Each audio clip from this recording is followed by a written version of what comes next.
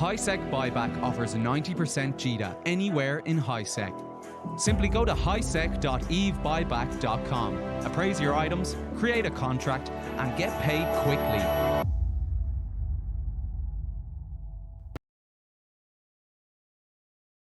Welcome to Talking in Stations, a podcast about EVE Online. I am your host, Abbie Rova, and here with me today is Nick Bison. Good afternoon or morning to y'all. And also with us today is a very, very special guest. Say hello to Sky, everybody. Hello, everyone, and thanks for inviting me. No, thank you. So I think we will have a very small just apology for last week. We tried to do a show last week, but the Twitch hack leak caused us to have to reset our credentials, and we were unable to provide a Sunday show last week. So we're very sorry about that.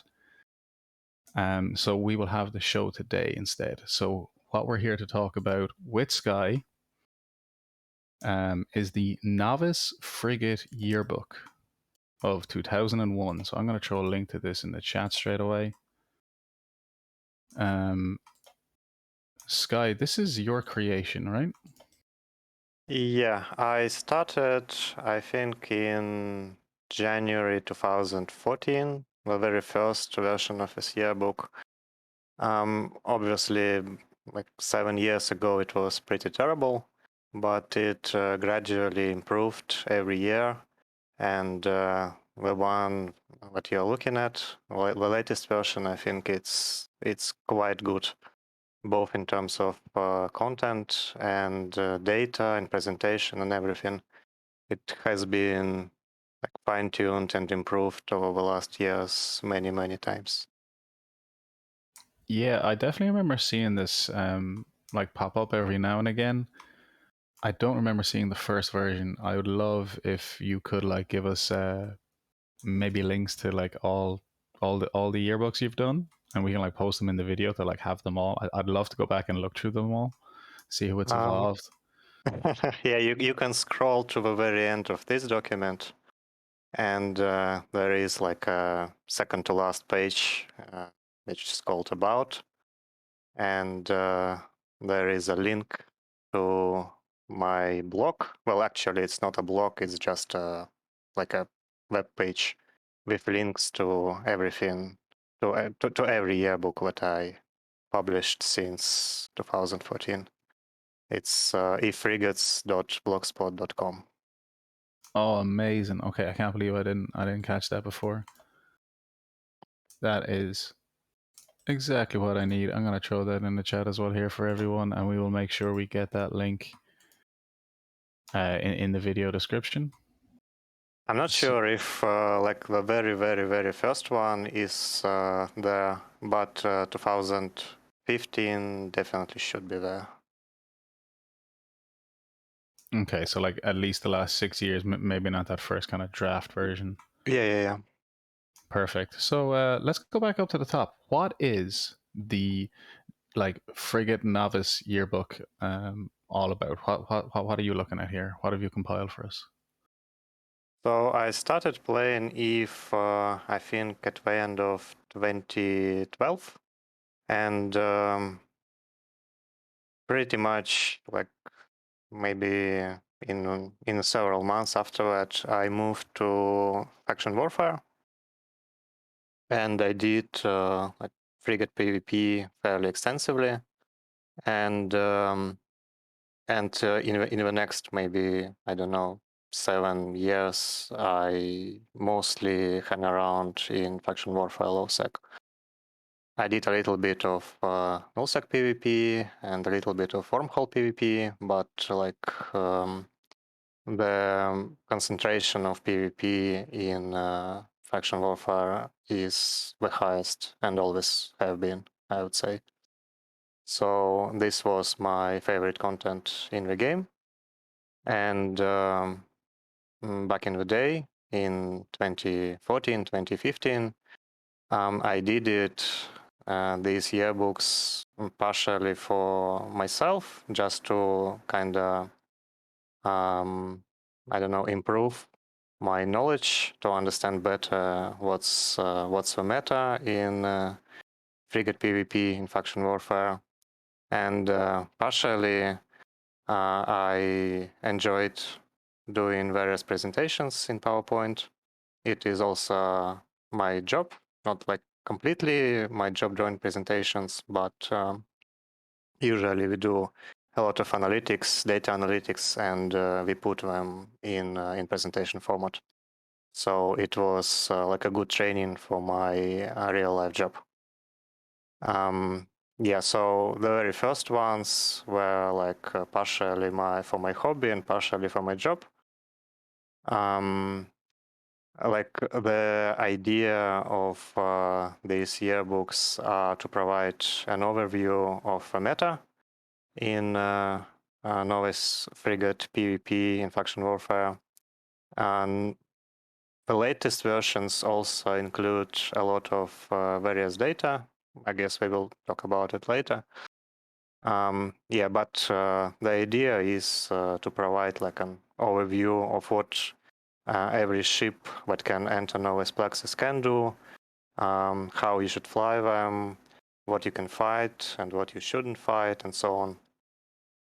So as I said, my first publication of this yearbook was in 2014, and when I just continued working on this document every year, gradually improving it. Yeah, that's like it's a great achievement to do this once, and actually like put in the work and the effort, and then to like continue that for, as you said, 6-7 years is just an incredible amount of work that must come up. But as you said, like it's great that you've been able to take your love of Eve and faction warfare and blowing stuff up, and like kind of use that as a basis for practicing your presentation skills. Which, I mean, going off this document, your presentation skills must be amazing. I hope you got a promotion at work or something. Yeah, 10 years of drawing presentations at work will do it to you. This so can we just like jump to maybe like the first chart, solo PvP activity in 2021? This is really cool. So you've broken this into like areas of space. Okay, so this slide is the new one for the 2021. So what I did for this year is about 2 years ago, actually, I picked up programming, and this was like my, again, like studying project for my real job. So what I did is I wrote graphical user interface for analyzing solo PvP data. Like previously, I relied on third-party websites like Eve Overmind, which is, I believe, now is dead. So nowadays, as far as I know, there are no real resources available to analyze 1v1 data. So I had to do it myself. And this graphical user interface is based on a zkill database, which you can pull using zkill killmail data and Evenline API. So this database has around 400,000 solo kills across the entire EVE universe. And then I just worked with the data, which I parsed from zkill and EVE API. And these first, I don't know, like 5 or 6 slides are just like a key summary for the data that I got. So I really like the way you've broke it by the different classes, you know, whether wormhole, HiSec, and non-faction, low-sec, null, and then faction war null-sec, or faction war low-sec. That gives a really nice snapshot, man. Appreciate that. Yeah, the database is pretty extensive, so you can like analyze a lot of like various slices of the data. For example, from the database, you can see like what percentage of hookbills or comets, for example, are fitted with blasters, and what percentage of comets are fitted with rails. This is another addition to this 2021 edition. And you can also analyze the structure of solar PvP by various security statuses of systems. One thing that I'm not really happy about, like this slide in particular, is that I didn't divide HiSec and non-faction warfare low-sec, but it required quite a lot of work, and I decided it is good enough as it is. But I probably will divide low-sec into faction warfare low-sec and non-faction warfare low-sec, and HiSec will be like a separate piece on the chart. Yeah, okay, I get you. That makes sense. That's certainly like, you know, something to explore for next year. I just think this is like, when I saw this first chart, I was like, wow, this is just so informative. I mean, just to get like in the last year, solo kills, percentage of ships, really cool. I mean, I never would have said that strategic cruisers are 18, you know, almost 20% of solo kills in wormholes. Wormholes is kind of weird because a lot of solo activity is killing unpiloted ships that are jettisoned from structures. Oh, very interesting. So yeah, it's quite difficult to like clean up all this data. So yeah, just take like a data on wormholes with a grain of salt, because it's impossible to say what number of solo kills are actual solo kills and what number are just killing unpiloted ships. So yeah. there is a good chance that this high percentage of kills by strategic cruisers because like some guys kill Reitaro or Astrachos or something, and then they just start murdering the ships that are jettisoned from this Astrachos, and you get like a bunch of solo kills that are not really solo. Yeah, okay, that makes sense. And yeah, I can totally see why that would actually be, I mean, almost impossible to clean up, really. I mean, or at least highly difficult to try and filter for that edge case. Really cool to see nullsec being like the only the only area where battleships makes it on the top 5, right? This is actually quite surprising. Like I honestly thought that solo PvP in battleships is extremely rare, but actually this is like top 5 class in nullsec. Yeah, I have a feeling things like the ESS might have had a, you know, something to do with that. People going out solo raiding ESSs in battleships, or even defending them in battleships. Vargers and maelstroms. I think that's kind of become a little bit more prevalent. I'd like to compare it against the last couple of years and see, you know, if we were able to pull out this data. Is that a constant thing? Because people live in Ulsec, they might have a little bit more money, they might be in a ratting battleship, someone might try and gank them and they'd kill them back. Or is this had a spike because of ESS shenanigans? Yeah, this is another like, area for improvement for the future. I mean, analyzing time series data. For example, if I pull data from 2015, and I will be able to see how what were the changes in popularity of various classes in solo PvP in various areas of space. But for now, I think I only have 2021 and like parts of 2020 in my database. So there are no real like time series data analysis as of yet. But I think in the future there will be. And also on a side note, I'm pretty sure Marauders are a different class in in the database. Like battleships, it means only Tech 1 and Navy and pirate battleships, because Marauders is a different class in the EVE API. That's very true. Actually, that's a very good point. Sorry. Yeah, it would mostly be your standard Tech 1 or your faction and Navy. Yeah, and similarly, cruisers mean Tech 1, faction, and pirate cruisers, but hacks are different class, even though they are cruisers, technically. And would things like Hicks be different as well, right? Yeah, it's also a different class in the CCP database. So Okay. Well, also, I love how out of this first chart, sorry, before you move on, you have faction warfare low sec and then like frigates down there, and it's highlighted in yellow saying this is the focus of this report. I mean, you've done a almost 50-page report on just frigates. I'm kind of asking a bit much of you to go back and do time series data analysis. You know what I mean? I don't want to be asking you to do too much. You could do almost a 50-page report on each of these hull types from each of these areas of space.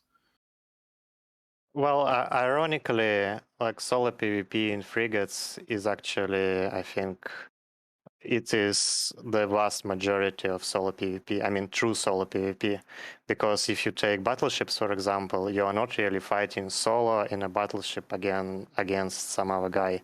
You are usually fighting a bunch of guys, so it's not technically solo. Just your kills are reported as solo to that kill. Even I would say cruisers are very, very rarely engage in solo PvP. They either kill a bunch of frigates or something like similar to this. It's like cruiser against cruiser PvP, solo PvP is quite rare already. So like 50-page report on frigates actually covers a fair bit of real solo PvP activity, I would say. That's a great point. I would actually be in agreement with you there. Like for the majority of our classes, it would be how to fight solo against a bunch of guys. It's like by my definition, this is a bit different. It's also solo PvP, but it's different solo PvP. That's what I mean. Yeah, no, I absolutely agree. Let's push on and talk about a little bit more about the faction warfare. So this is really cool. Where to play in faction warfare, right? Page 5. The Caldari Galente zone on one hand, and then the Amar Minmatar zone on the other. Is anyone surprised Tama is one of the highest? Well, Tama is, I think, fairly expected. For me, the most interesting insight from this analysis was to compare between relative activity in Galente Caldari Warzone and Amar Minmatar Warzone. Like for me, the common knowledge was that Galente Caldari is more active than Amar Minmatar. But the question is by how much, and this kind of provides reference points for the comparison. It's again, the graphs here could be a bit better because we are not scaled correctly. Like when you see Amamaki on the right and Tama on the left, Amamaki actually appears like larger. But actually, Amamaki is has more than 2 times less activity than Tama. And but it's just the difference between Amamaki and other systems are larger than in like, Tama and other systems in Galente Caldari Warzone. Yeah, I see that. That's right. Tama is just under its 14,500. Amamake at 5,600. But the next two systems down, or kind of the next three systems down, like Caldari Galente has maybe double, almost triple the kills. I think it's about double. Yeah. This data is not on the slide, but I compared it actually because I have like the entire database, and I think it's about twice more active in Galenta Caldari than in Amarmin Matar. But on the other hand, in Galenta Caldari, like activity is more concentrated in the hotspots, like Tama, Kedama, Suggerenta, and Nisova is also nearby, like 2 jumps from Tama. And in Amarmin Matar, it's more spread out. Like you have Amamakir as a top hotspot for solo PvP, and you have a bunch of other systems that are relatively equal to each other, unlike Galenta Caldari. Yeah. I wonder, is there a base amount of like faction warfare PvP, and then maybe some of the extra in Tama is because of its proximity to Jita, for instance? You know, you have people who are just trying to get a kill. Yeah, maybe, but I think it is like the popularity of Tama. It is mostly, I think, the consequence of declining population. If I would say, like 5, 6, 7 years ago, you had a more healthy ecosystem in faction warfare, where you had like several active systems for PvP. One of them was Tama, Heidelis, Oyeleta, Nenomalia, Inaka, and so on. I'm talking about Galenta Caldari. And like experienced PvPers, some of them lived in Tama, some of them lived in Anomalia, and so on. But nowadays, there are not really enough people to support the activity in many different systems. So all active players generally migrate towards the hotspots. So you have, I don't know, one system in each of the war zones, which is extremely active because everyone is there, and the rest of the war zone is mostly dead. Yeah, that kind of, yeah, I understand that ecosystem argument. It does kind of make sense. As the amount of players declines, the remaining population would condense into a few key areas, maybe like, you know, choke points, the ones closest to HiSec or the better market or something, key strategic locations. That makes sense. Yeah, like you can see that in Galenta Caldari you have Tama, Kedama, Suggerent, and Nisova, which are all in the same system, in the same area. I mean, it's like 2 jumps from one another.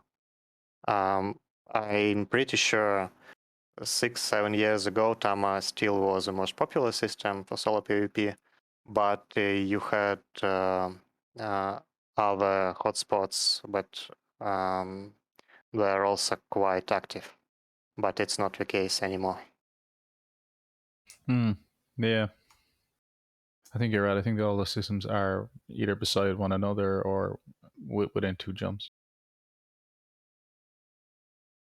Awesome. What about the so as we move on, the the rock paper scissors of frigate PvP?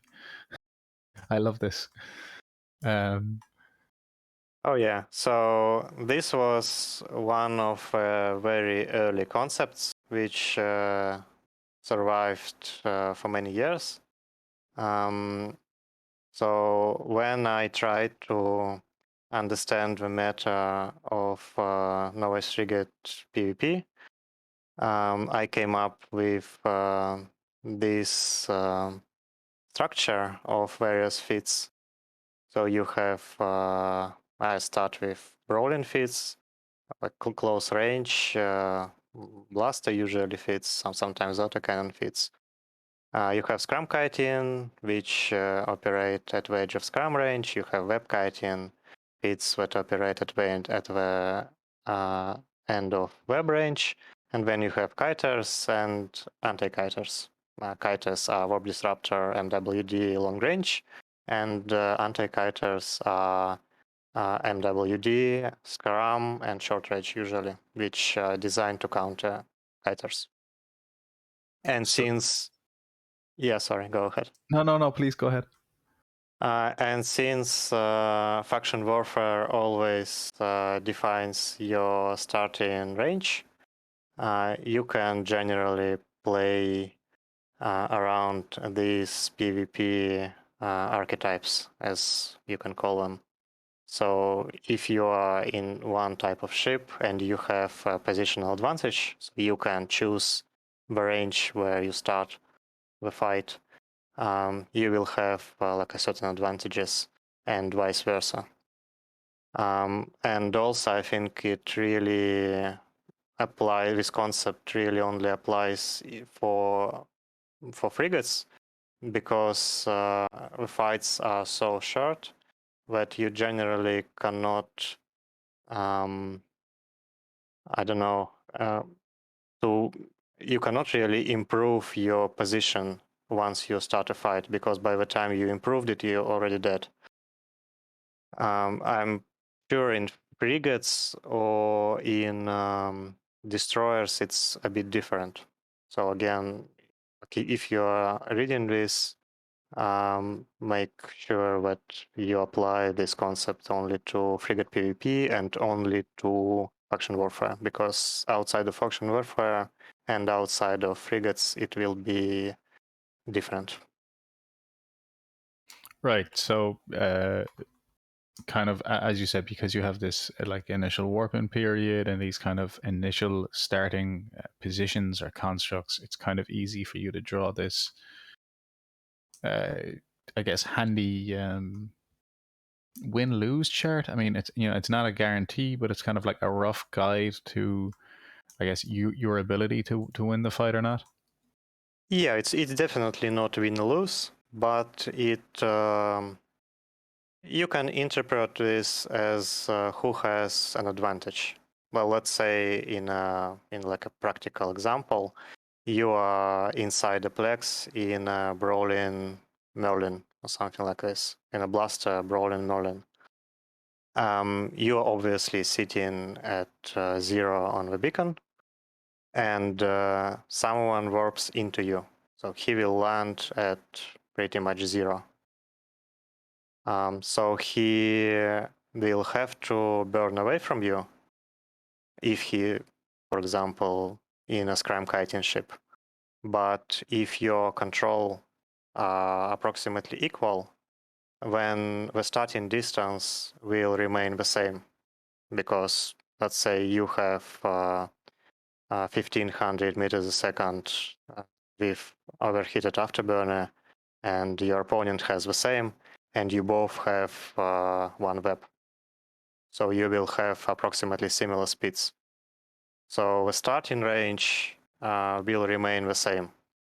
And if starting range is the same, then the ship that is better suited for fighting in this range will win. So yeah. So if you are in a blaster Merlin and rail Merlin warps into you, he will die. Yeah, I love that. That makes sense. And if rail Merlin is inside the plex and he already burned off 10 kilometers of a beacon, and when a blaster Merlin warps in, blaster Merlin will die because he will not be able to close the distance required to apply damage properly. Yeah. That all makes perfect sense. I love that. Of course, it's not as simple as this when you start to go on to a higher frigate classes. For example, in Navy frigates, you have Comet, which is usually a brawling ship with blasters, but it has only one web. And you have Hookbill, which is usually scrum kiting ship, but it has much better control. It has 2 webs, and it can have a tracking disruptor as well. So Hookbill can warp into a blaster Comet, and then burn to scram kiting range and have a decent chance of killing a Comet. Yeah, this isn't this isn't a guarantee, but I think it's a really good guide to someone who might not do a whole lot of PvP or might be interested in getting into PvP on kind of. I mean, I like your 5, I guess, categories, right?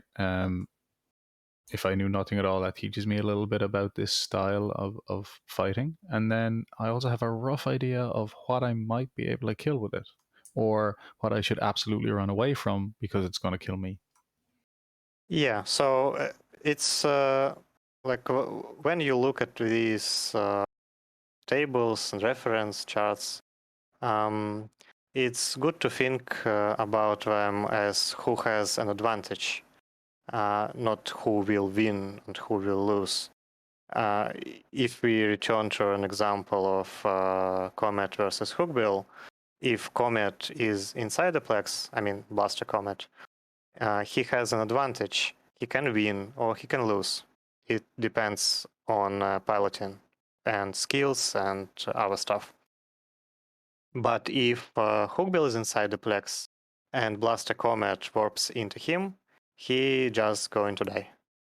Because he will not be able to apply damage and he will not be able to change the engagement range because Comet has worse control than Hookbill.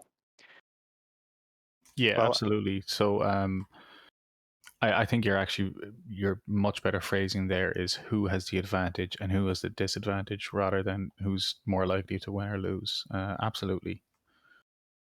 yeah, and of course, on a side note, when I say like Comet will lose and Hookbill will win, I meet some borderline cases like double web comets, for example, without a scrum, which actually can catch Hookbills by surprise, some inexperienced pilots. But again, like this just gives you a general idea of what you can and cannot fight. Yeah, I mean, if I look at this chart, I often fly brawling ships, and I've done a bit of faction warfare, and apparently in a brawling ship, I should be able to kill all these types, and I don't think I've ever killed anything in a brawling ship. I've always been on the losing end. Well, what it says really is that if you are in a brawling ship, you should be inside faction warfare complexes to secure a positional advantage. And then you will have a much higher chances of winning. That's really it. I have to do more practice. So, one thing I noticed on the next slide, you have a overview of the meta with a 1v1 win rate. Like the amount of the faction navy ships, the darker dots. Well, are they pirate? The black ones are pirate, blue Pirates, yeah. ones are navy, and the green ones are tech one. It's great to see all the pirate ships up top. I mean, I wonder, would that be because the pirate ships are more expensive and more likely to be used by better players, or also their inherent benefits and advantages over like Navy or Tech One? I think it's a bit of both. Well, first of all, like balance between classes in Novice Frigates is that every next class is clearly stronger than the previous one. So, for example, Comet is just a straightforward upgrade of Incursus, for example. So it's very difficult to kill a stronger class in a weaker class as a general rule. You can if you fit some like clear hard counters. For example, if a Garmor flies without a defensive scrum, you can just fit an anti-kite Atron and kill it. But as a general rule, if the ship is fitted and piloted correctly, pirate frigates will be clearly stronger than the Navy frigates, and the Navy frigates will be clearly stronger than the Tech 1 frigates. Again, I meet some borderline cases, like clearly bad ships like Skybreaker, which is very expensive and completely unusable, or Navy Malus, which is quite bad as well. I'm laughing here at your description of the Skybreaker. Yeah, But yeah, completely pointless ship. I don't know who designed it and why. I do know it's used in wormhole like defense fleets for eviction. So if you have a frigate hull and you're trying to get a lot of shuttles or kind of interceptors in, they often use big fleets of Edencom ships to try and force lightning them all. But yes, certainly in a 1v1 situation, you probably don't want a Skybreaker or something. Yeah, Really? it's not even on this graph because I think there are like 12 1v1 solo kills in faction warfare with Skybreaker, or 20. I don't remember exactly, but not enough to draw any conclusions about about its win rate. Is it that low? Is it? Yeah. It's very low. Wow. So, like, I mean, just for reference here on this chart, you have the number of engagements on the x-axis, and they're marked off in like 1,000. Yeah. So 12 or 20 certainly wouldn't chart. Yeah. It's like no one really uses it. I think only 4 players ever used it in solo PvP in faction warfare systems and actually got a kill, at least one kill. Wow! Congratulations to those 4 pilots who actually got a kill in the ship. That's a small group of pilots to be part of. Oh yeah. So one interesting thing about this graph, and again I can compare it to how it looked like about, I don't know, 4 or 5 years ago. First off, Comet is actually the most popular frigate of all, which is a bit weird because like normally you expect that cheaper ships will be more popular, but these days the Comet is like so good and relatively cheap that everyone uses it. And when everyone uses a Comet, then Tech 1, the entire Tech 1 class became kind of obsolete because you have to take ship that can deal with a Comet. And Tech 1 frigates cannot deal with a Comet very well. So it kind of drags the entire meta towards Navy and pirate frigates. Like 5 years ago, it wasn't the case at all. Tristan was by far the most popular, and it also was the best frigate in the Novice PvP. Well, not the best among Tech 1 frigates, I mean, not the best among everything. And another interesting observation is the big rebalance of Tech 2 ammo, which was in April 2020. It actually considerably improved all missile ships because for them, most of them already were built around using Rage missiles, and it essentially turned out to be like a 15% damage buff.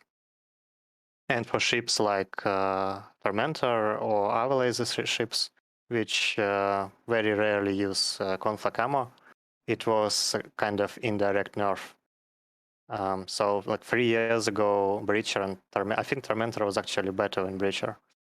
And now Breacher is clearly the best Tech 1 frigate. Kestrel also got considerably better hook bill as well. And drone ships, they're kind of indirectly nerfed because, well, this buff does not extend to drones. So like all drone ships got relatively worse compared to turret ships. So as you can see, like Tristan, who was, I think, third or maybe even second Tech 1 frigate, now it's about 5th or 6th in terms of win rate. It's still the most popular role. and Navy Malus, which was you could use it. It wasn't very good, but you could use it. It now just completely useless. It's really bad because you can just pump out 400 DPS out of combat, so you don't need to be fancy with Navy Malus. Yeah. That makes sense. Very cool to see. I mean, you're right. The Tristan is like the most used, but it's certainly not the one that's winning the most. It's interesting really to see how changes in the game that are not related to frigates themselves actually severely affect the meta. For example, in 2014, we had a big nerf of light missile launchers. And if you played back then, the meta was all about dumping condors and dumping light missile hookbills. And they completely got extinct from the meta after this change, even though the change itself wasn't really related to these frigates. It was to nerf wolf packs in interceptor wolf packs in nullsec after they got nullifier, I believe. And like similarly with the buff to tech to armor, you could see quite severe impact on the meta, even though it wasn't really intended to change the meta in Novice Frigate PvP. Yeah, very good point there actually about the ammo changes. I mean, they didn't go near the hulls, but a small tweak to the ammo can really turn ships from being one of the most popular or like great kill rates down to being barely used. Very cool. I love this chart. Really, really nice. Really nice. Just very 1v1 overview of how much they're getting used, and then like whether they're getting good win rates or not. Amazing to see though the just the spread of ships from the pirate, very very high win rate but not used as much. Very decent spread on the navy ships, and then the tech ones just kind of being all over the place. What about the where to train? This is actually like really nice simple overview. Like here's your frigate hull, your weapon system, and then just like a little bit about it of what classes it would fit in. Like we talked about those 5 different like gameplay types: the anti-kiting, kiting. Yeah. So this is now a new slide for 2021 yearbook. I got asked quite a lot, like by the new players, what should I train? What's like a good progression for my character? And like, for example, as a new player, I generally want to stick to one specific style, because changing, for example, from brawling comet to kiting slicer is actually quite difficult. Even for me, with I don't know, 9 years of experience, you need to like lose a couple of frigates before your muscle memory comes back. And for new players, it's extremely difficult to change from one style to another. And so they asked me, like, what should I train? What's the good path, which will on one side synergize well in terms of my character progression, so I don't cross-train a bunch of stuff. On the other hand, will be fairly consistent in terms of style. And third, that would be good, like in terms of meta. So I don't train into like a fairly useless frigate and then suffer. What do you mean by when I'm sitting here reading your chart on these, where some are listed as balanced, and that I kind of get what that is. What does the borderline represent? Okay, we can go to the very, I think at the very end of presentation, there is a detailed description of what ship tire is meant to be. Like when I describe ship as underpowered, what I mean. When I describe ship as borderline, what I mean. And when I describe ship as overpowered, what I mean. But in short, borderline is a ship that is a bit too good. It does too many things well, but it's not oppressive. So you can still deal with it if you have the right tools. This is on this chart is Comet, for example, Breacher. Underpowered ship is a ship which is generally kind of weak, but you can make it work if you know what to engage and what to not engage. And on the two opposite ends, there are weak frigates which are completely useless, for example, Skybreaker. And there are overpowered ships that are, well, overpowered ship because only Worm is in this category, which are good in themselves, very good. And they are very difficult to deal with. Like you cannot really hard counter Worm because it has buffer tank and its damage is not tied up to range. So even if you have control, you're still gonna get killed. Well, you can run maybe, but that's about it. Yeah, okay. I think I get that. It's just a brief description of how that ship is faring in the current meta, we'll say. So I guess when you combine that with the stats, so I guess that is like the Worm's ability to win versus its class, and then the Worm's ability to win versus all the other frigates, is it? Yeah, so win rate versus class is for Worm is a win rate versus pirate frigates, and win rate versus all is win rate versus all Novice frigates, and number in brackets is its rank.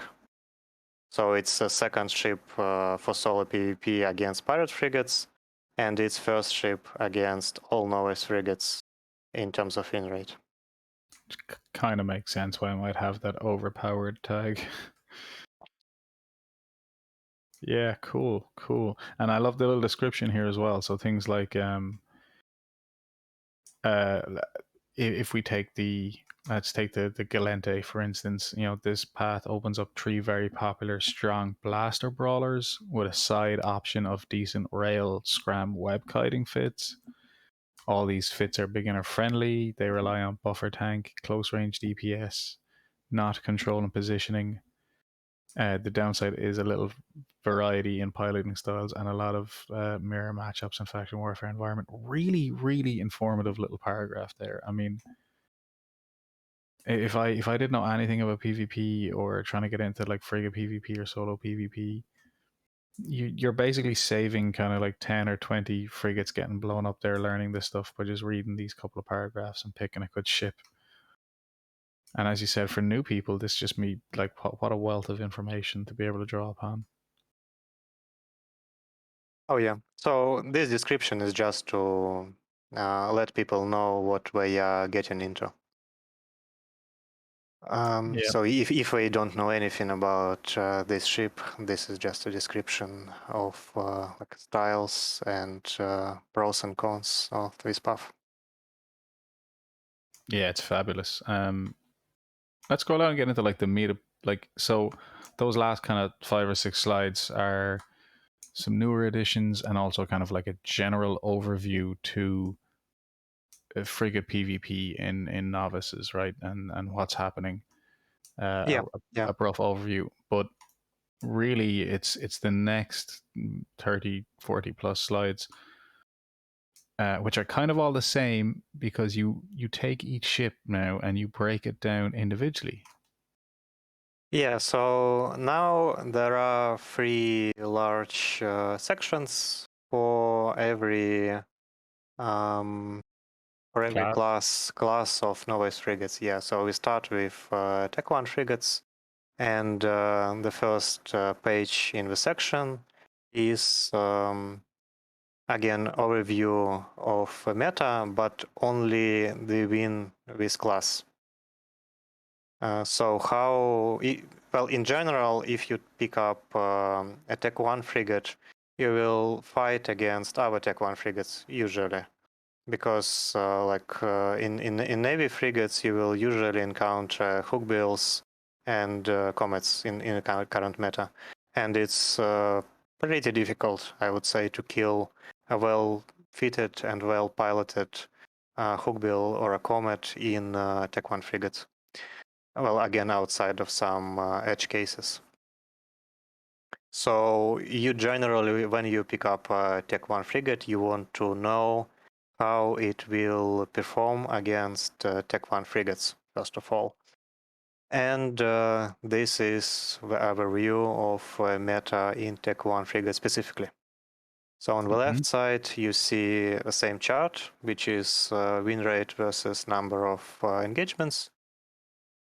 And on the right, there is a summary of like a tire, which is my opinion about a ship. What kind of weapons you will need to train, what kind of tank you will need to train for. And then there are these 5 styles, and in what style you could use like a specific ship. For example, Atron, you could fit it as an anti-kiter, you can fit it as a brawler, as a scrum kiter, and it could do web kiting roles, but not very well in the current meta, but like if you want to, you can. And for example, again, breacher, scrum kiting ship, usually you can kite, not very well after LML nerf, but you can do it if you want to. Right. And the gray then is obviously it doesn't perform well in that role. So your Atron is not a kiting ship, but it is a great anti-kiter, it's a great brawler, and it's a great scram kiter. That's really cool. Really, really cool. So let's take a look at the Atron card here. I love this. I love these cards. I mean, the little picture graphic is so cool. And what you've just broken down this information here. Okay, yeah. So the pictures actually is another addition to this yearbook. Is specifically like previously I just had a bunch of screenshots, which were all like different styles and everything. Now they all the same style, and it just looks much better. So on this slide, going from like left to right. On the left, there is like my opinion, tire of ship. It's balanced. It's very good. It's not great, but it's good. Percentage of wins versus class. For Atron, it's percentage of wins versus Tech 1 frigates. It's 53%, so about like balanced, 50-50. Usually you will win. Wins versus all frigates, including Navy and pirate frigates, 38%, which is decent for a Tech 1 frigate. Next, you have top 5 pilots. This is top solo PvP pilots specifically in faction warfare space. So you can go to the killboard and check for fits if you like don't trust my fits. Oh, that's a great idea. Yeah, so I see there Mr. Chunky has gotten like the most solo kills with this ship in faction warfare space. I can just look him up on Zkill and see what he's flying. Yeah. So Mr. Chunky is a very good solo PvP pilot. He lives in Kedama. When he is active pretty much all day. So you can go to Kedama and feed some ships to him. He usually flies Atrons. Usually he is in Brawl / Scrum Kite fit, which is the very first one on my flight there. Yeah. So again, going from like left to right, then you have ship profile, roles, what this ship can do. Again, anti-kiting, brawling, scrum kiting, you can do all of that in an Atron. You can do web kiting if you want. You cannot do usually kiting. And then there is like small infographics about its relative tank damage and control relative to our Tech 1 frigates. So it's very lightly tanked as an attack frigate. It has very good damage as a blaster frigate, and it has decent control. So it's one web, three medium slots, one web frigate with a good base speed. So it's above average, but not super great. And small description if you want to know about its bonuses and stuff. It's in a green box. When you have the most popular feats, popularity is a new feature for this yearbook specifically, because now I can extract from a killboard data what percentage of Atrons, for example, are fitted in a specific way. So 77% will be blaster fits, and like 6% will be rail fits. And other, I don't know how much, 17% are just random junk. Yeah, okay, something in between, not these standard roll fits. That makes sense. Yeah, so this is important if you are fighting against Atron. Let's say you are hanging around outside Plex and you see an Atron inside. You don't know who is the pilot, and you don't know its fit, obviously, but so you have to make some assumptions. And the difference between Blaster Atron and Rail Atron is massive in terms of how would you approach this fight, and in what ships you could take this fight and what ships you cannot take. So this is like in a poker. You just assume that 80% of the time it will be blaster fit, and you know that you can engage blaster Atrons in these and these specific ships and fits. So you just make that assumption, and you take or not take the fight. Sometimes, of course, you are wrong, and it turns out to be a rail Atron, and you just die. But that's how Novice Frigate PvP works sometimes. Yeah, and that's also how percentages work sometimes, right? Sometimes you roll the dice and you get snake eyes and you get unlucky. You could just come across that one guy with the rail gun Atron. Yeah.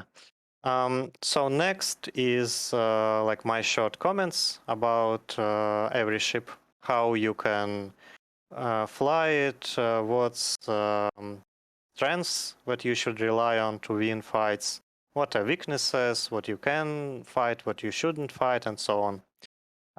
And to the very right is engagement profile. So that's how Atron performs against these specific Tech 1 frigates. Wow, very cool, very cool. So like I love the way you have that that engagement profile. Like it's the same profile, but we've seen it now multiple times, and you know we've seen it with like this all frigates, Navy, Tech 1, and Pirate.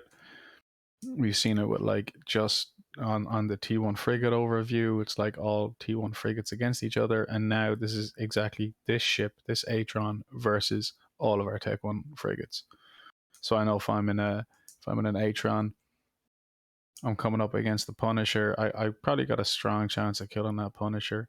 I could also maybe look and scroll down to the Punisher card and get an idea of how he's fit. Yeah. Right. Yeah. Right. Yeah. You know, like obviously, if you're, you know, your first port of call would probably be to like Z kill someone's name and see if they've lost the ship they're flying. But sometimes if they have no losses in that ship type and you have no idea, you're new, you're trying something different out, you can scroll down there and say, okay, 40% of the time they're going to be in this fit. You know, 10% of the time they'll have pulses, and then 20% of the time they'll have chitin. Really cool. And I love your comments. I think your comments actually, they're really good comments. Like just your again, your basic explanation to what everything means. It can brawl with void and antimatter, or it'll scram kite with null. Damage mitigation because it doesn't have a whole lot of tank. Fights with frigates are not vulnerable to this tactic, so you like name some ships that are challenged for the Atron. Very, very cool. I mean, and this is just one. So you have done this with every Tech 1 frigate, every Navy, and then every pirate. Yeah, comment section is probably the most time-consuming for this report, because on one side, like meta sometimes changes. People start using like different feats, and you have to adjust it and actually write concise and meaningful things. And as I play more and more years in this game, I understand the meta better and better, and sometimes I understand that some things that I wrote, let's say 4 years ago, they are imprecise or sometimes flat out wrong. So if you like read my very first yearbooks, 2015 or something, and you are a very experienced 1v1 Novice Frigates expert, you will notice some things that doesn't make really a lot of sense. But it is fixed every year. And again, for this yearbook, a lot of work has been put into it to like iron out inaccuracies and like some like not completely precise comments. I also get a lot of feedback, so thanks to everyone who reads this and provides feedback to me. Like this stuff is not really precise. This stuff sometimes works, sometimes doesn't, and you should fix that, and you should fix this. Yeah, so I talked to many other experienced frigate players, and I adjust comments every year. I think for this year, it's quite good. So you can mostly rely on it. Maybe Awesome. there are like a couple of inaccuracies remaining after, I don't know, 7 years of ironing out. But in general, you can rely on it even if you are not like a complete noob, even if you are like a somewhat experienced 1v1 player, you should still read it and think about it. For like very top pilots, this probably is not very useful, but for everyone else, I recommend just going and reading it. And if you think that something is wrong, you can always write me and I will think about it. Awesome. And maybe Thank change you. it in the future. Yeah, as well. I mean, you publish this once a year. You can't be held responsible for a change CCP makes in 3 weeks' time that will completely reverse the meta. One thing I like, so we have this section, and you've broken it up with every ship. We're obviously not going to go through every ship. Guys, go out there, grab this file, download it, and have a read of it yourself because it's fantastic to look at. And a huge thanks to you, Sky, for putting this together. But at the end of the Tech 1 frigate section, you have this rebalancing history. Yeah, so this is kind of interesting to look at in retrospective. You can see how active rebalancing activity was around 2014, 2015, and when it just kind of died out. Like in the last 5, maybe 4 years, we had pretty much no real rebalances in any of the classes. So meta only really changes when something related to 1v1 PvP changes in the game, like Tech 2 ammo buff in 2020. But other than that, all ships, well, most ships are the same as they were back in 2015. Other than that, yeah, it's just a quick reference, so you can see how every frigate has changed in the last 7 years. Can I ask a question? The Or not changed in some cases. yeah. The surgical strike release reduced all resistances. Did you remember this? Yeah, it was the same change as tech to ammo damage buff, if I remember correctly, or not.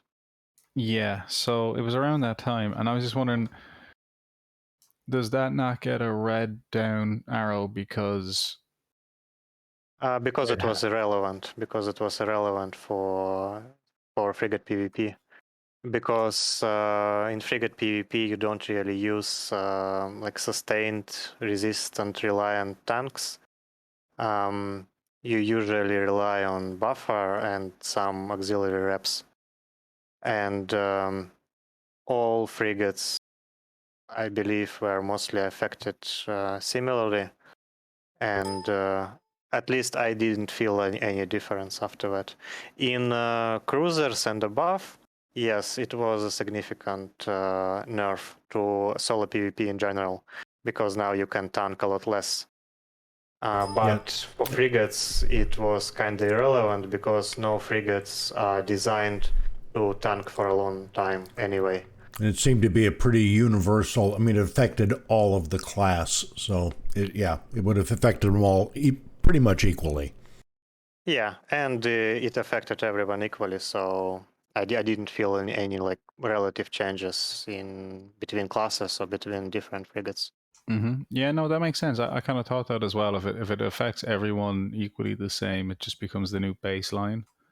Versus something like the ammo change, where missiles, got a huge bonus, or I mean, speed getting slower, slots getting removed from ships, fitting capacitor, speed track. The other changes you've marked off are like a lot more important to just that specific ship hull.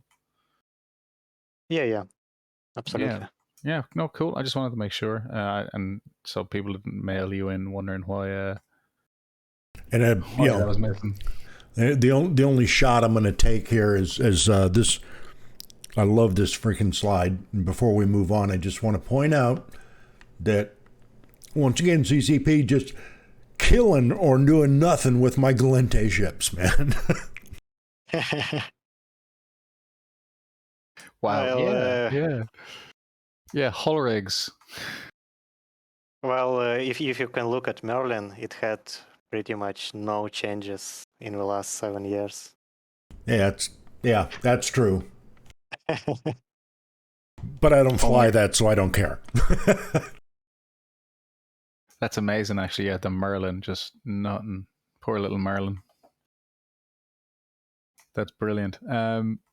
So you do the same. I guess the same again now for each of the Navy and the pirate frigates. You have made like little cards for all of them. Yeah. And you've copied the same thing, so we can get a look at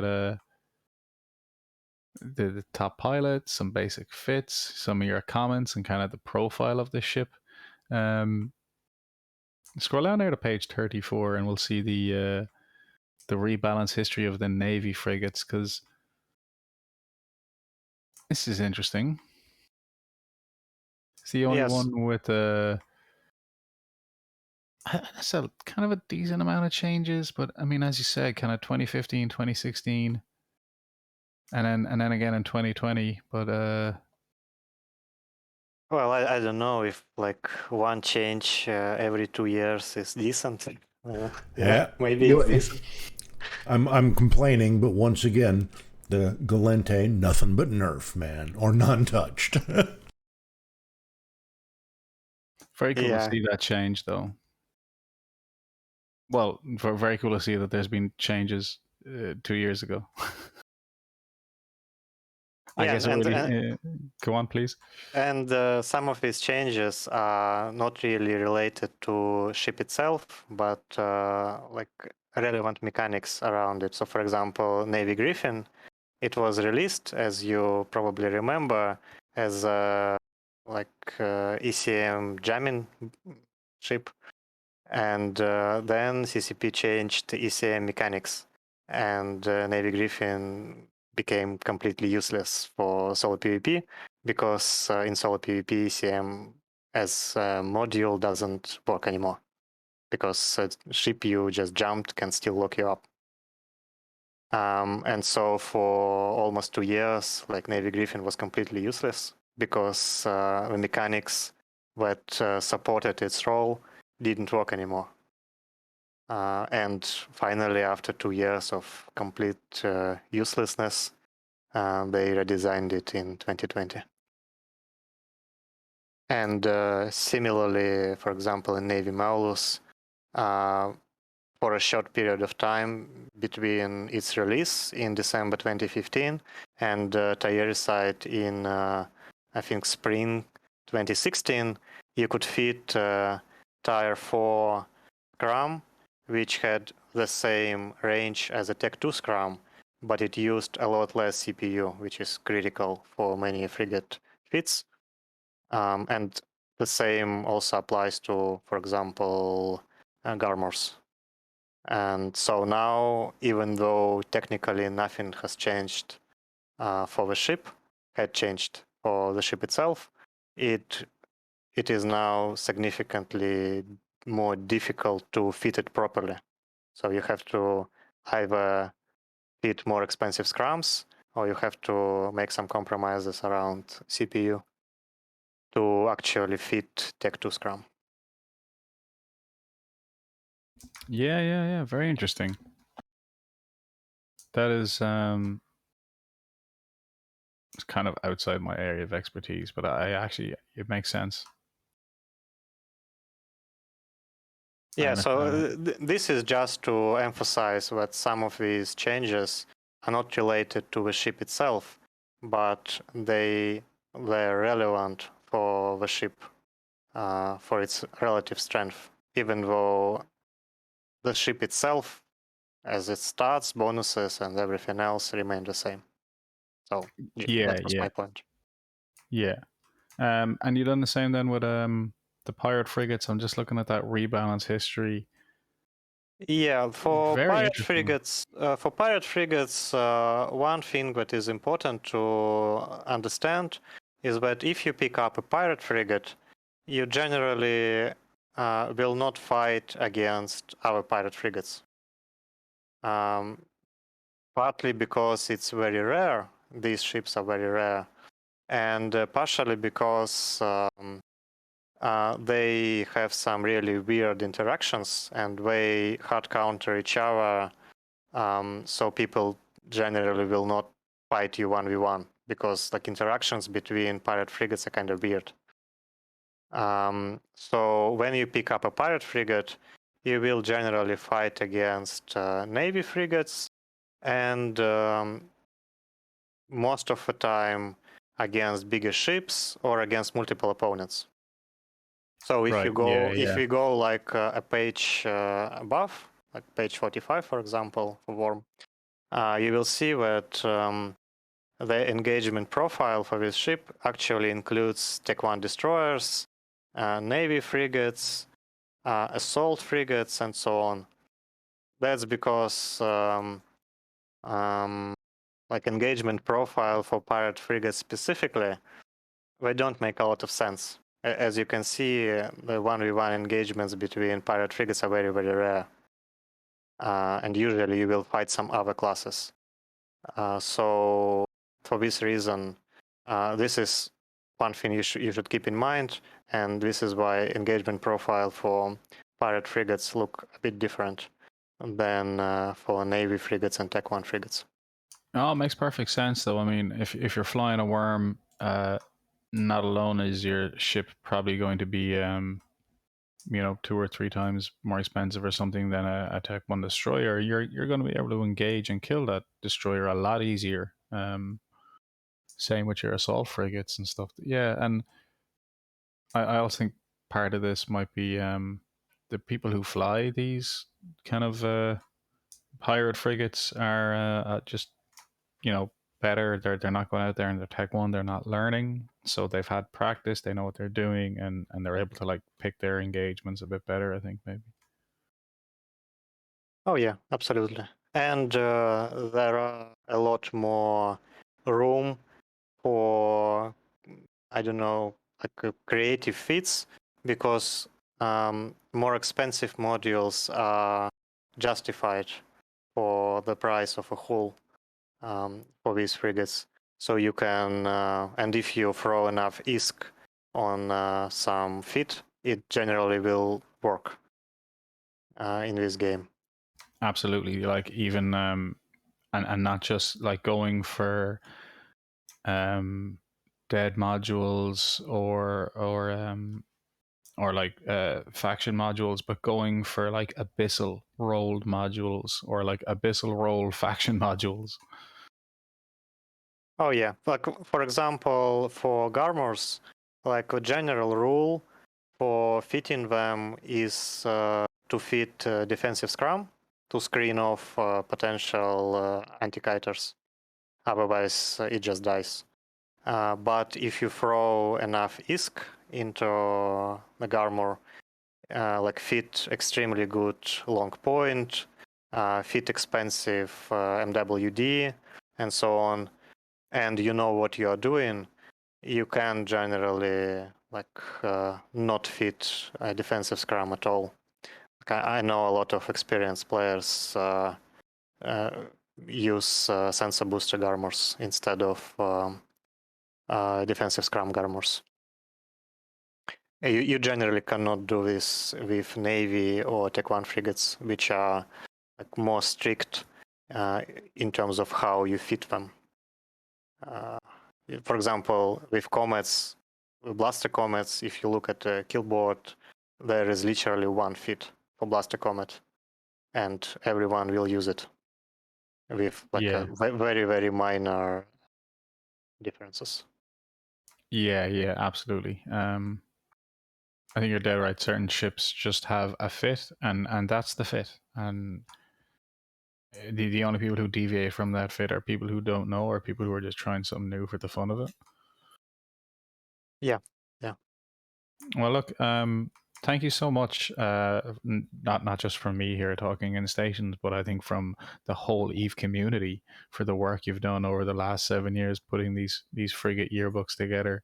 They're just like a wealth of information and so much knowledge condensed for people to pick apart and learn and you know, whether you're a starting brand new player who's never done a little bit of PvP, or you're kind of just dipping your toes into PvP, or you are maybe you're a seasoned PvPer but you don't do a whole lot of solo PvP. I really think this is like such a great starting point for everyone to learn from. What do you think, Nick? Well, I'm looking at the other ship tiers he's got listed there. That's huge for me in particular, because seeing how they interact and against each other is this is just really a great document, and I appreciate it a lot. Yeah, thank you guys. Oh, it's a credit to you. I mean, I'd love to see these for like cruiser solo PvP or something, or really Stop, man. The amount of work that went into this, I think he'd probably pull his hair out trying another one. Yeah, cruiser PvP report is not happening. I believe like first time I was asked about it 6 years ago, but no, this is just too much work. And remember that you have to, what I would have to maintain it as well, because like in 2 years it will be outdated already. So yeah, that's very true. That's very true. Well, look, Sky, thank you so much for doing this and actually putting all this work in for the last 7 years. And then thank you so much again today for coming on and like explaining how this like would break down and how somebody might be able to best get the best use out of this document and learn the most from it. Yeah, thank you. And I guess I also want to say a, a bit about how to learn about frigate PvP. Again, because a lot of newer players ask me about it. So while I have a floor, I can at least like say to a wider audience. Like I read a lot about like buy 100 frigates and go like lose them all somewhere. I would say like in current ecosystem you have to be fairly careful about this approach. Otherwise it will be a very frustrating experience for you.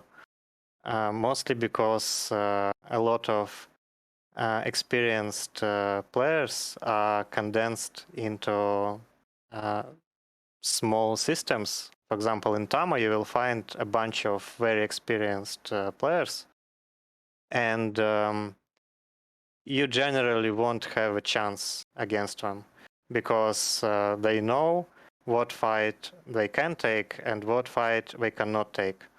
And when you are engaged in a fight with more experienced player, you already lost, even though you don't realize it at the start of a fight.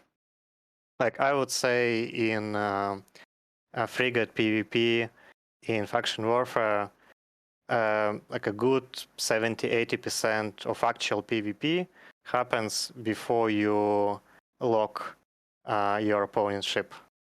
I would say when I come into a Plex, I know with a very high probability of what to expect. Like if I engaged in a fight which is kind of sketchy, I already know it. And this is my conscious decision to take this particular fight. But I'm like more experienced when a new player, and as a new player in these systems, you just get abused over and over and over, and you will not like, learn a lot. So what I would recommend is to first of all find a corp in faction warfare and start from flying in, well, small gunk kind of sounds too elitist because it's not really a small gunk, it's just a bunch of frigates. But still, with a bunch of frigates, even with 2 or 3 frigates, you will have a much wider engagement profile, and you won't get abused as hard by more experienced players. And it gives you more opportunity to learn actually how to fly your ship as opposed to just approach or orbit. Yeah, absolutely. And it is also very important to know the surroundings in the system. So for example, when I log in to Tama and I see, well, I would say like maybe from 60 to 80% of local I know, and I fought against them. I know, for example, that like needs to be real will be in a kiting slicer or a kiting wolf or a kiting retribution or something like that. And I know that he is quite good. So if I like bring an anti-kiting ship, and as soon as he sees that I activated MWD, he will just swap off. Well, it's just quite a simple explanation, but you get what I mean. Absolutely. Yeah. Good info, man. I absolutely agree. One thing I would do to get new pilots in is not to tell them to go out solo, but to get them in a small fleet and have them fly like a Griffin or, just like an E-War frigate. Yeah, this is also a good way to learn. So in general, you shouldn't start flying like seriously solo until you first have an understanding of how PvP works in general in like a small groups of people with frigates or whatever. And second, before you understand who you can find and who you shouldn't in general. Who is like one weight or 2 weights above you. Yeah, that makes sense. So like if I knew I was in my Atron and I saw a Navy or a pirate ship, it's probably not going to go well for me. Yeah. So, and after that, it may take maybe, I don't know, a month or 2 months. You can like be more serious about flying solo on your own. And also, if you're just starting out, it's better to go into contested systems where people will be doing more like plexing. Faction warfare dudes will do more plexing and not go to Tama, because in Tama everyone who lives there has a bunch of stockpiles of different ships, and when we see you like in something which is difficult to kill, they will just pick up a hard counter, undock and kill you. And there is nothing you can do about it because they have advantage of station and you don't. Very, very good point there. Yeah, wow. Yeah, just getting away from those main choke point systems where, as you said, someone can just undock a counter and or tell his friend to undock a counter even and just warp in and kill you immediately. Yeah. So like for the first, I don't know, several months or whenever you will start feeling more comfortable, generally avoid these extremely active systems like Tama or Mamake, because in these systems, people are very experienced, and B, they have huge stockpiles of ships, and if they are not comfortable in taking fights, they will just undock a counter. And frigates are extremely about hard countering each other. So yeah, just go like in a quieter system, not like super quiet, which is contested, and try to pick up fights there. And it will be more enjoyable for you. I definitely think I'm going to have to take some of your advice on board today and try and get better at just solo PvPing. And second advice I would give is that a big part of frigate PvP is to look engageable, because everyone have perfect information. If you are sitting inside a plex in a worm, pretty much no one will fight you unless they bring a hard counter, and in this case you just lose. So the like good ship is not always optimal for your PvP. You should look engageable. For example, slicers are very engageable. People generally know what they are doing, but they know that slicer is not like super OP, and you can fight them. Hook bills are very engageable. All Tech 1 stuff is engageable. But if you take like a Blaster Daredevil and decide to complexes, again, no one will warp into you in general, unless they bring a hard counter.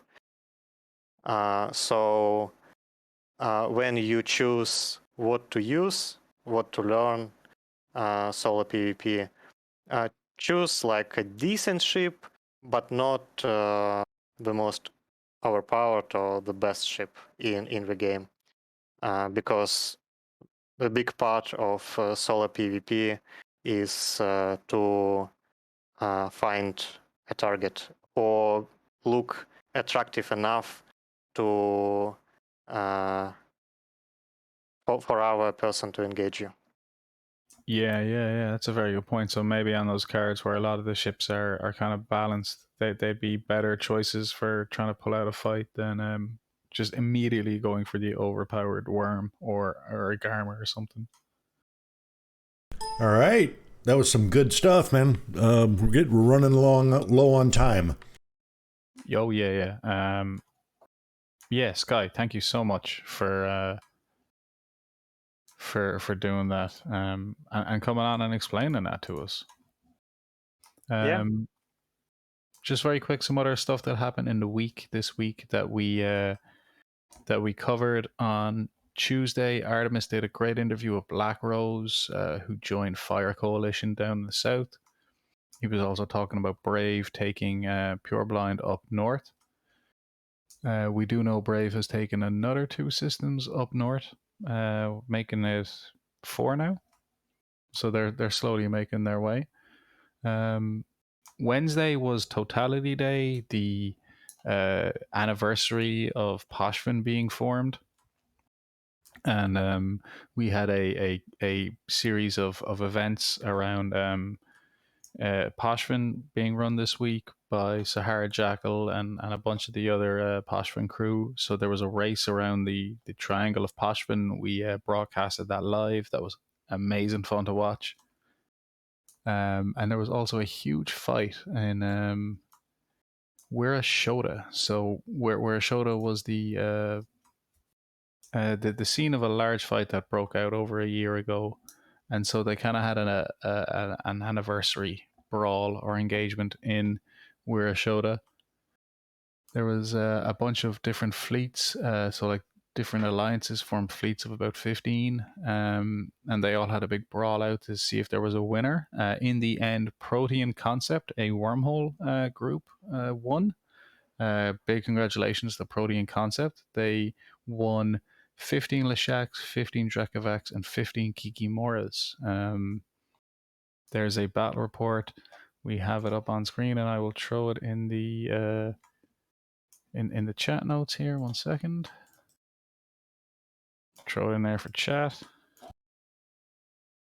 So it was like 45 billion, 44 billion blown up, and that doesn't include like abyssal modules or anything. So like probably was closer to 50 plus at the end of the day. Very cool. So big thank you to Sahara Jackal and all the other Poshvin people who came together in one giant triangle and had a week of celebrations for Totality Day, the anniversary of it. Also, like they're kind of at the start of last week, we weren't able to cover it last Sunday, but Cal Mill took all of the faction warfare zones. They held it for a few days. It has since they've since lost a couple of systems to Galente, I believe. I think Filet was the first one to fall again, but I think this was only the second time that every system in a faction warfare zone has been conquered by the opposition. So big shout out on that achievement. And we have Halloween coming up soon, and obviously with Halloween we will have the Crimson Harvest event coming up. But we do also have the Eden Trades Halloween treats. So this is in the forums, in the EVE Online official forums. I'm going to throw this in chat as well for everyone here. I'll make sure it ends up in the notes when we put it up on YouTube. But this is you donate to Eden Trades, and they use the donations to hand out for rewards for PvP fleets, and they'll also be giving out loads of Scope Syndication skins, which is the skins from the CCP partner program. Very, very cool. And like what, 45 billion in ships to buy. There'll be over 50 million per ship, so upwards to several hundred ships to like give out for cheap. So that's on Halloween itself. So keep an eye on that forum post for an update. And also for Halloween, PushX, the logistics service, is having Halloween discounts. So if anyone uses PushX to like transfer goods and services, goods using their services around the universe, all rush fees are 13% off. All contracts to and from Poshvin, 13% off, and then the jump freighter services are 3% off. So that's really cool as well. As the thing about PushX is they actually do operate in nullsec, and same with Black Frog, the kind of dangerous division of Red Frog logistics. But they also operate in Poshvin using deep space transports and blockade runners. So I mean, you'll definitely pay a little bit extra, but you'll be able to have them move your stuff in and out of Poshvin if need be. On Thursday, Rundle had an interview with Fustan, who spoke about the Poshvin ISK generation, and so like the amount of ISK and money from sites coming out of Poshvin. And we will also have someone else coming on next week to kind of like counter that as well, and like to give some more clarification on some of the numbers and where it's actually coming from. So there's been a lot of Poshvin content this last week. I guess it does make sense with it being time for Totality Week. Just trying to look around. Anything else major happening in the news? Oh, the Keepstar. This is hilarious. So yeah, we checked this out. This is absolutely real and confirmed. I'll just post it here for the chat. A bunch of guys scouted out a fraternity Keepstar that was on anchoring, and they found it. It was on anchoring, was being taken down. The fraternity logistics division had a small like mix up in their timers, and so nobody showed up to scoop the Keepstar when it came down. So this group was able to steal the Keepstar and the core of the Keepstar. They use a Rorqual to scoop the core and a freighter to scoop the Keepstar. When they scooped the Keepstar, they just warped to the Athanor that was in system, the mining structure, and they were able to just deposit the Keepstar into the delivery hangar, and then asset safety the Keepstar away.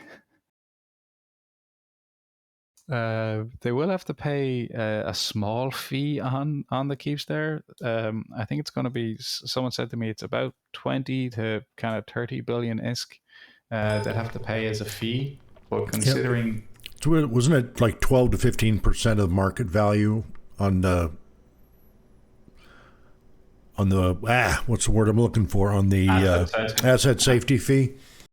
Yeah, so that is that works when like things have a market value, but I don't think Keepstars are traded enough to have an accurate market value. Good point. Yeah, but there is like a set base price. I was actually wondering that myself, and I asked some people here in our Discord, like if they don't trade Keepstars and the price is zero, would they get no fee? But no, there's actually like some minimal base percent or something. So they will have to pay something, but like it saves them having to like gate or like wormhole a freighter with a Keepstar in at home, or even filament it. So yeah, they just asset safety it there and then in system, and they'll collect it in a month's time in some low sec station and sell it, I guess, and make a lot of money. That's just awesome. Well done. Yeah, great scouting. Whoever flew by and just spotted that, and just noticed that, came back, and when the timer was up, and whatever happened with fraternity, someone didn't set their timer correctly on their alarm clock, and they showed up late. All right. Yeah, that's awesome. I just, and I'm only chuckling because I've never done anything like that on the scale of a Keepstar, but I did it on a couple of Athanors, or I set my alarm wrong and came in and they were already gone. Oh no, that happened to you? I'll admit it, it happened to me twice. So, yeah. Oh, Nick, I'm so sorry to hear that. I've never been lucky enough to manage to pull off that heist. I think it's a great heist to manage to pull off. So even on the scale of an Athanor or something, it's quite an achievement. So like, I mean, hats off to these boys in nullsec who had to like jump a freighter in, jump it through a wormhole to get to nullsec, jump it kind of 10 jumps through null, hostile nullsec to get to this Keepstar, and then scoop it and then asset safety it out and get the freighter home. It's just I love that kind of stuff. I really think that's like kind of like peak Eve right there. Oh yeah, because it definitely takes some, a rarely an individual. It's usually a group of folks watching it and plotting it. So pretty cool. Yeah, absolutely pretty cool. Hats off to them, guys. We might try and get them on here, tell us the story themselves from their own perspective. That might be pretty cool. That's all we kind of have time for today on the show. So kind of sorry, we will be back on Tuesday with Artemis to kind of get into some of the get in depth into some of the weeds on some of the stuff that's happened. So maybe a little update on Brave in the north and AOM and Frat in the south. As kind of things develop, and hopefully in the next couple of weeks here, as we finish off with Quadrant 3 into Quadrant 4, we're going to have those new capital crab sites. And I mean, really, the Orca and the Rorqual changes, I think, is the big thing everyone's waiting on. So once again, I'd like to say a huge, huge, huge thank you to our guest Sky here today for coming on, giving his time and explaining his yearbook to us, but more importantly, for making the yearbook in the first place for the last 7 years. So guys, make sure you check that out. Give any feedback to Sky. He has his link, his About Me page there at the end of the document. So thank you again, Sky, so much. And thank you, guys. Oh, no, thank you, my friend. Fantastic work and a credit. And I look forward to having you back on in a year's time to explain the Frigate Yearbook 2022 to us. No, it's Yeah, I'll lock you in the diary. Thank you, Nick, today for engineering with us. And thank you guys for watching us and following along, whether you're watching on Twitch or you're watching on YouTube. Thank you for being with us. I'm Abbie Rova. Fly safe.